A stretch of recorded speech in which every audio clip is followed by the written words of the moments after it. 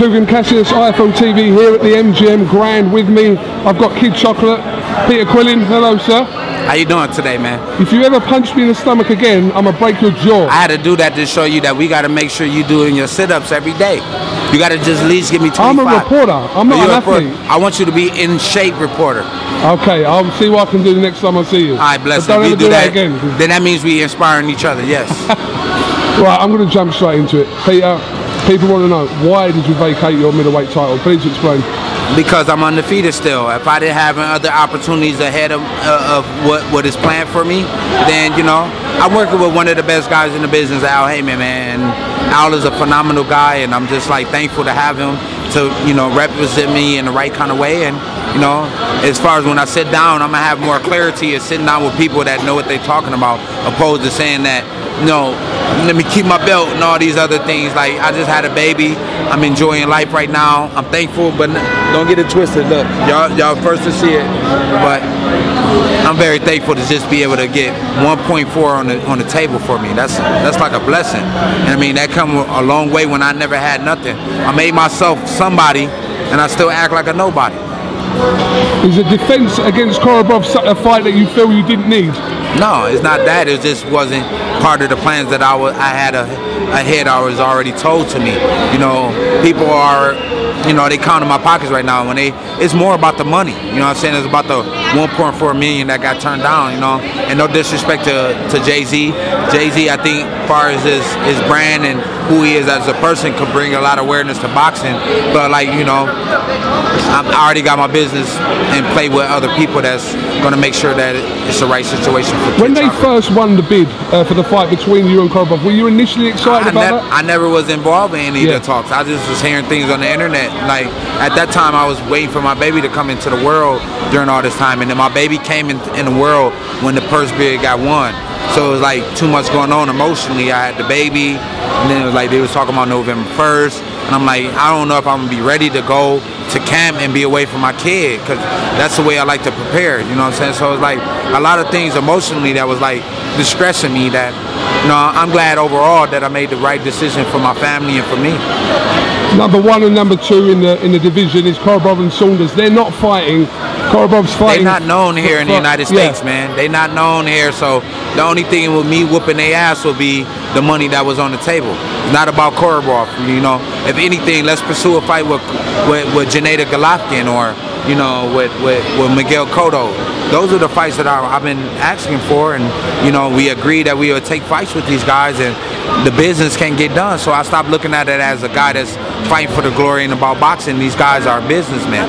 What did you think about the WBO ordering the fight between Korobov and Demetrius Andrade? They doing their job. So, you know, Boo Boo is a good friend of mine, and I wish him all the best. So if he can become a 2-division champion in the WBO sanctioned body, I'm gonna be happy for him. So regardless of the fact, you know what I mean, I don't have a black horse or none of that. When can we expect an announcement from where you go from here, from now? Soon. I guess if you hear that I turned down what I turned down, all this news that I made, you can only expect other news to come very soon. So, you know, like I said, I'm not somebody that's just running around here getting fat and blowing up. I'm actually in shape. I feel good. And what else can I say? From an outside perspective, it's kind of like we see you turn that down with the thought that you must be looking at something a lot bigger. Am I right in thinking that? Yeah, of course. You know, the plans are, for me, is huge, and, you know, it may be not coming to play in this year, but 2015 looking like a very broad year for me. And, you know, I don't think people will understand, because there's not a lot of much I can say about it. But all I can say is it's very huge for me and my family, and for my fans who represent me and only want to see the good things happen for me. What do you think about Golovkin and Rubio? I think it's a good fight. Those are the kind of fights that I was wanting. I've been wanting to fight Rubio for years and never can get to, you know, the business about it. And, you know, hey, he got another good fight, and, you know, so be it. And I'm going to be happy that all these kind of fights are taking place in my weight class. Okay, Peter, just finally, Mayweather-Maradona, the rematch. How did you see the fight going? Well, let me just say first and foremost, the best man is going to win. Mayweather is from my hometown of Grand Rapids, Michigan. That's why I'm out here. I'm blessed to be able to be from a city as a guy that's renowned as the best fighter in the world right now, and he's from Grand Rapids, Michigan. He made his name right here in Vegas. You go right here at MGM, his face is on the side of the billboard. That is so big for me because I'm from a city that nobody wants to live in. Like for me, you know what I mean? I grew up with people that want to make it out that. So you know, Mayweather being on the billboard is a sign of getting out of where I'm from and working hard for my dreams. And I became the champion, and I made my name in the biggest city in the world, New York City, and that's my city, Brooklyn. All right. Well, listen, Peter. Thank you very much for talking to us. Before you end, go on. I want to give a shout out to Master Shorty, who's from the UK. It's my brother from another. But most importantly, I want to give my shout out to the fans in the UK who's been supporting me for all the good reasons.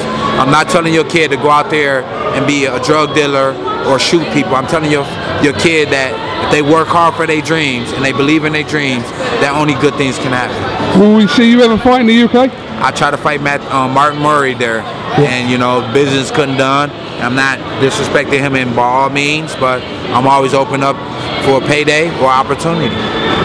All right. Well, listen. Like I said, a lot of people might not still understand why you vacated your child. You have your reasons. I'll tell you right now. Yeah. I'm undefeated still. I'm 31-0, 22 knockout. That doesn't go anywhere. And guess who I'm with? Him. Look at him. This is my best friend. It's my best friend. Smoking a hookah. It's like my little brother, and that's my other brother. And guess what? They've been with me since day one. They ain't going nowhere, and they still right here. You know what I'm saying? So, regardless of if people understand or not, you know what I'm saying, what's best is that I do things from my family and make sure they taken care of. I just had a son. He motivated me to a whole nother level. Y'all thought I was dangerous then. Just imagine now. That's it. All right, Peter Quillin, thanks for talking to IFL TV, and we'll catch up with you really soon. And she's sleepy, but I fucks with her because you know what? People got to start respecting the women in the game. If they trying to make their name for themselves, y'all got to stop thinking y'all can fuck these girls. She trying to make her name, and she trying to bring light to boxing. Give her a chance, give her a shot. That's all I'm asking.